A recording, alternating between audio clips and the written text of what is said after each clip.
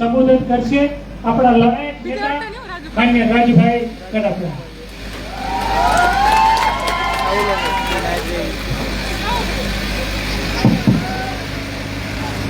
જે મિત્રો દૂર દૂર ઊભા છે, નમ્ર વિનંતી કરતી નજીક બી આવો. જે અહીંયા ખૂણે ખચકે બેઠા છે, હવે થાક્યા હશો, ખૂબ 4-5 કલાક થઈ, બી આવો. ઊભા થઈને થોડી જ વાર. સંઘર્ષની લડાઈ છે, રસ્તો કાટાળો છે, પણ બધા સાથે મળીને લડવાનું છે.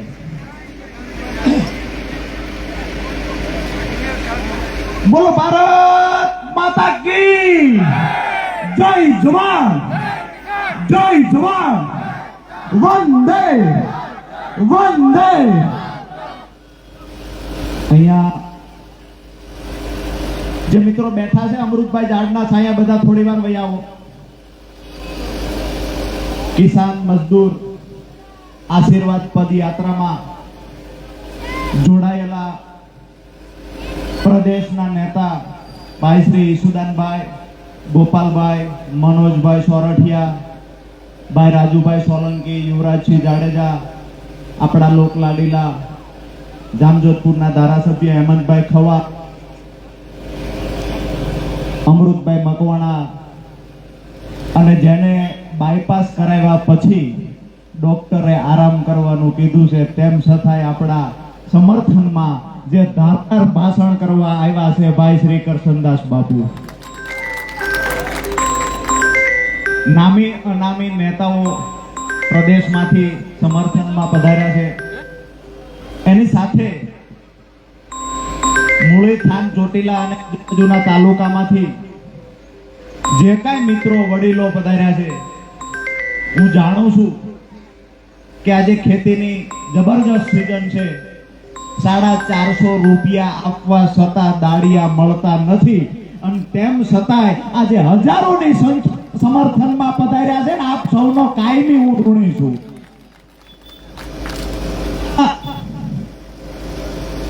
કોઈ પદયાત્રાનો, કોઈ રાજકીય વાત કરવા માટેની આ પદયાત્રા નથી, કોઈ ચૂંટણી માટેની આ પદયાત્રા નથી.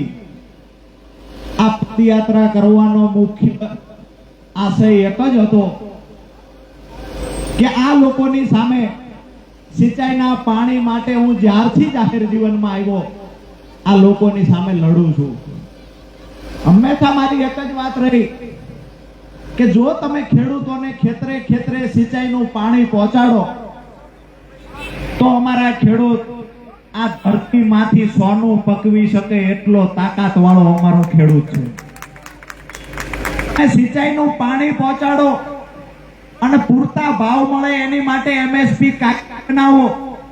અને આ સરકારની કૃષિ વિરોધી નીતિના કારણે અમારો ખેડૂત દેવાદાર બન્યો છે, એટલે એક વખત આ જગતના બાપનું દેણું માફ કરો ને માંગણી લઈને અમે નીકળ્યા છીએ. ખૂબ છેલ્લા 5-6 વર્ષથી લડીએ છીએ ખેડૂતો માટે. આપ સૌ જાણો છો ને એના સહભાગી બન્યા છો.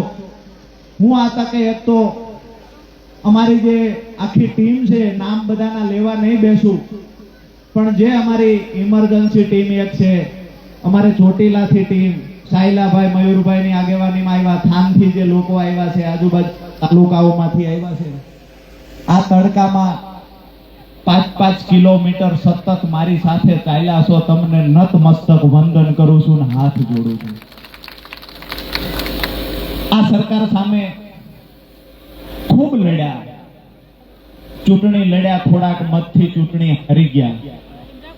એક જ સપનું લઈને નીકળ્યા છે, ધારાસભ્ય બનવાનું સપનું લઈને નીકળ્યા હોત તો આજે ભાજપમાં હોત. ધારાસભ્ય બનવાનું સપનું નથી નીકળ્યા. અમારા ખેડૂતોને દેવામાંથી બહાર કાઢવાનું સપનું લઈને રાજુ કરપડા નીકળ્યો છે. અને જ્યારે આ સરકાર મારો અવાજ દબાવવાના પ્રયત્ન કરે છે, જ્યારે આ સરકાર મને દબાવવાના પ્રયત્ન કરે છે, એમ કેમ પ્રકારે મારો અવાજ દબાવવાના પ્રયત્ન કરે છે, ત્યારે આપ સૌની વચ્ચે આપ સૌના આશીર્વાદ લેવાની સાથે દાદાના ચરણોમાં પ્રાર્થના કરવા આવ્યો છું. દાદા, હવે તું મને શક્તિ આપજે તાનાશાહીઓ સામે લડવાની. હું માણસ છું, સહન શક્તિની મારી એક મર્યાદા હશે. ક્યાંક એવું બને કે અતિશય જ્યારે મારી ઉપર કષ્ટ આપવામાં આવે અને કદાચ ક્યારેક મન ડગી જાય તો આજે દાદાને પ્રાર્થના કરવા આવ્યો છું, આ ખોળિયામાંથી પ્રાણ કાઢી લેજે, મન ડગવા ન દેતો.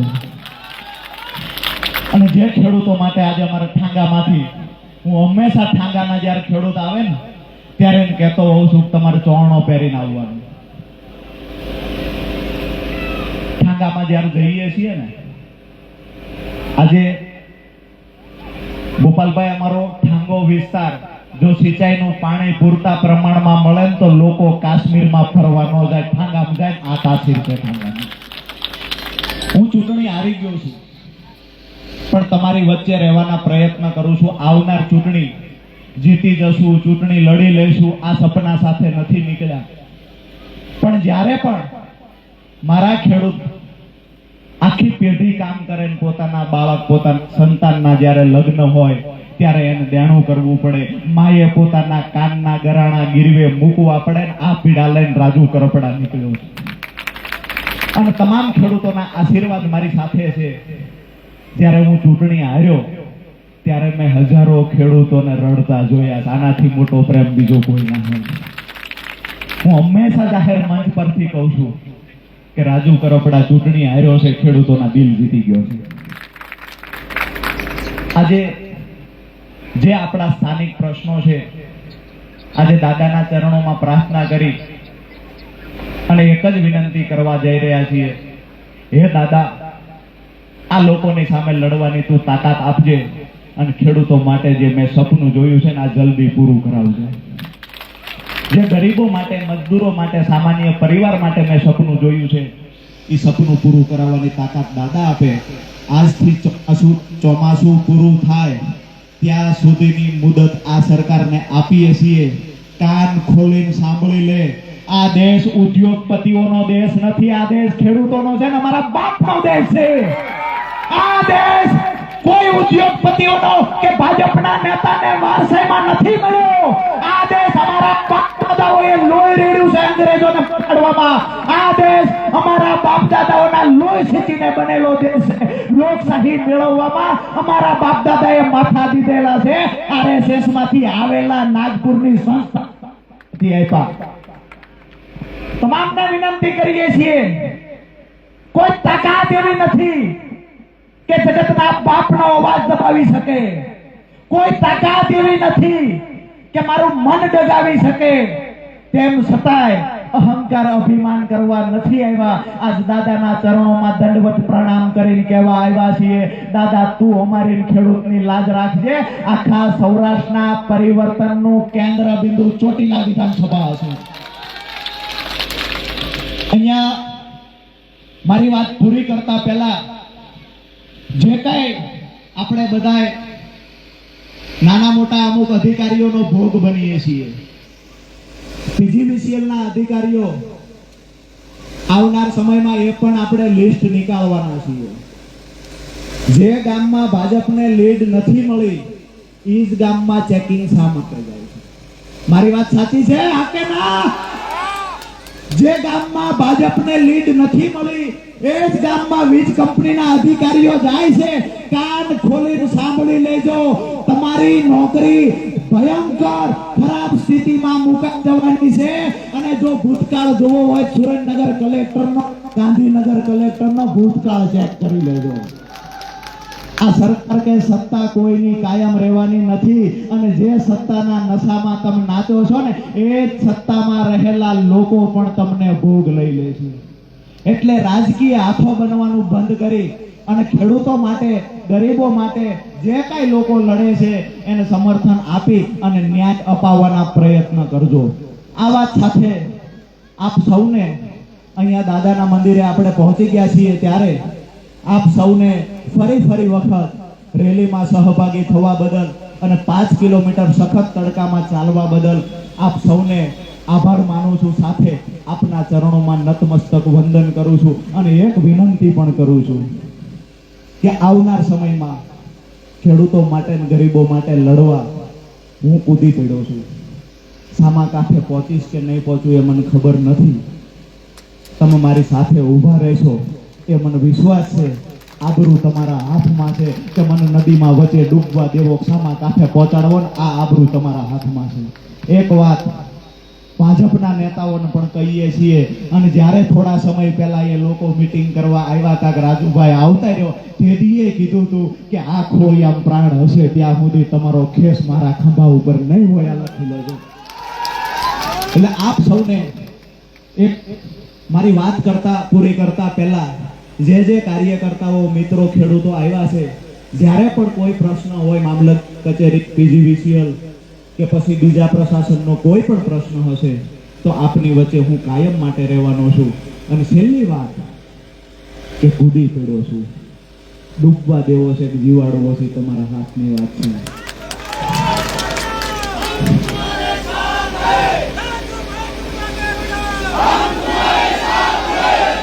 ખૂબ મારી વિકટ પરિસ્થિતિમાં ખૂબ પ્રેમ આપ્યો મને.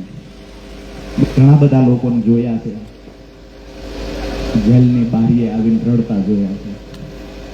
આનાથી મોટો પ્રેમ બીજો કોઈ ન હોય. આજ તમામને હસતા મોઢે હાથ જોડી પ્રાર્થના કરું છું, કાયમ માટે તમારો પ્રેમ આ રાખજો. રાજુ કરપડાનું જીવન હશે ત્યાં સુધી તમારા સાથે જીવશે. આગળ ઉપર રસ્તો કાટાળો છે. આખી સિસ્ટમ અને આખી સરકાર આપણને દબાવવાના પ્રયત્ન કરે છે, પણ એમ દરેક મોરચે લડવાની તૈયારી સાથે નીકળ્યા છીએ. આપણે બધા સાથે મળીને લડીશું, 100% પરિણામ લાવશું. જ્ઞાતિ જાતિથી બહાર જઈ અને મને ખૂબ પ્રેમ આપ્યો. ચોટીલા વિસ્તાર, ધારે ઢોકળવા, ઠાંગો, થાનગઢના ગામડા હોય, મૂળી તાલુકાના પંચાળના તમામ ગામડા, ચોકીસ, આપ સૌનો હું ચામડીના પગરખા બનાવીને તમને પહેરાવું તો ઋણમાંથી મુક્ત થઈ શકું એવું નથી. આપ સૌનો ફરી વખત આભાર. અને મને આટલો બધો પ્રેમ જે મારો પરિવાર શકે, જે મારો પરિવાર મને પ્રેમ આપી શકે, એનાથી વિશેષ પ્રેમ તમે આપ્યો છે. આપ સૌના કાયમી માટે હું ઋણી છું. આપ સૌનો ખૂબ ખૂબ આભાર. અહીંયા દાદાની પ્રાર્થના કરી અને હાઈવે ઉપર જે આપણે PGVCLની ઓફિસ જઈએ ત્યાં જમણા હાથ ઉપર આપણી બધી જમણવારની વ્યવસ્થા કરી છે મિત્રોની, તો તમામ મિત્રોએ ત્યાં પહોંચવાનું છે. જે નાની મોટી વ્યવસ્થા થઈ છે એ વ્યવસ્થાના ભાગરૂપે જમી અને પછી આપણે છૂટા પડીશું. આપ સૌનો ફરી વખત કાયમી માટે ઋણી એવા રાજુ કરપડાનો ફરી વખત આભાર.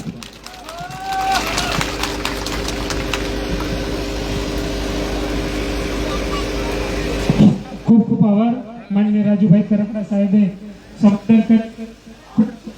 દાદા માંડવરાયના દર્શન કરી અને પછી આપણે યાત્રાનું સમાપન કર્યું.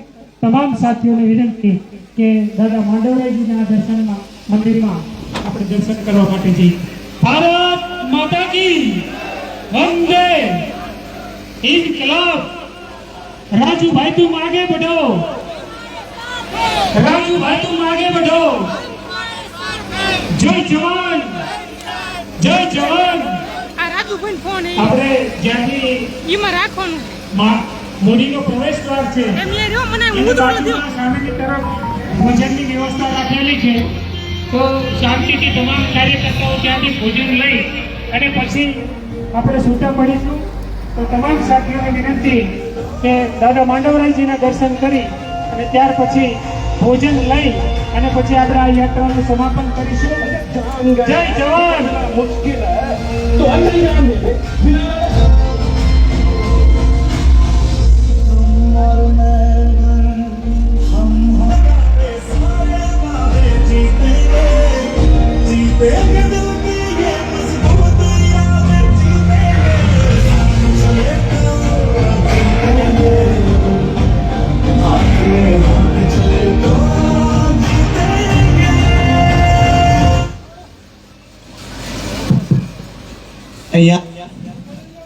આ તકે ખાસ વિશેષ જેનો આપણે આભાર માનવો જોઈએ, મારાથી થોડી ચૂક થઈ.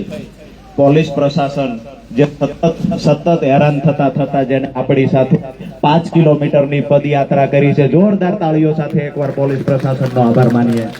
પત્રકાર મિત્રોનો પણ હૃદયથી આભાર માનશું અને જે મિત્રોને આપણે આજે ડિસ્ટર્બ કર્યા છે, રોડ ઉપર હેરાન થયા છે, તમામ માફી ચાહીએ છીએ. બોલો ભારત માતા કી.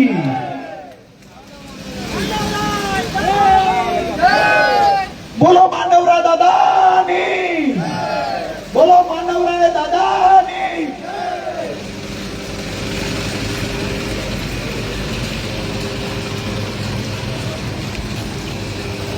બોલો માંડવરા દાદાની જય જય જવાન જય જવાન.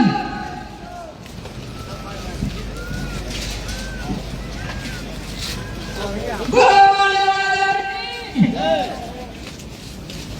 બોલો માંડવરા દાદાની બોલો માંડવરા દાદાની બોલો માંડવરા દાદાની બોલો માંડવરા દાદાની જય. બોલો માંડવરા દાદાની જય.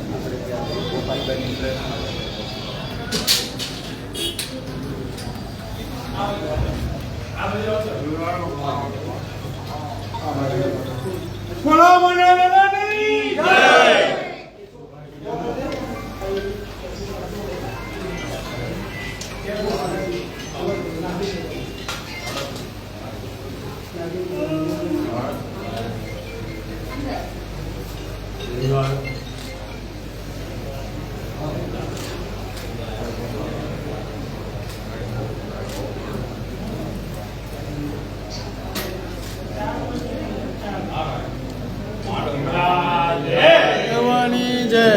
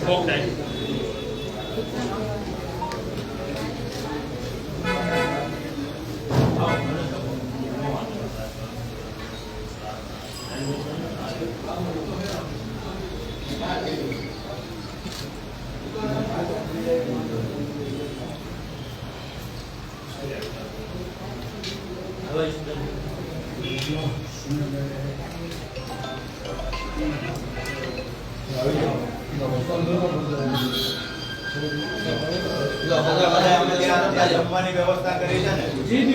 તમે આગળ એક ગાડી લ્યો. કેમ ભાઈ? બતાવો ને તમે.